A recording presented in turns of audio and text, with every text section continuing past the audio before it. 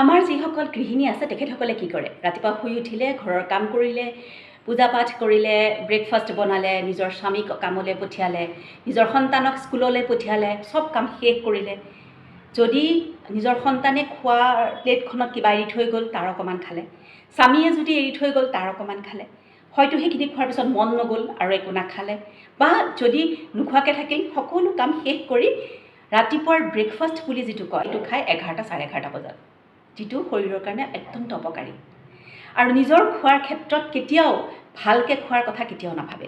কোনোবাই এৰি থৈ যোৱা, স্বামীয়ে এৰি থৈ যোৱা, ল'ৰা ছোৱালীয়ে এৰি থৈ যোৱা যিকণ থাকে তাকে খাই থৈ দিয়ে। তেনেকুৱা কাম নকৰিব।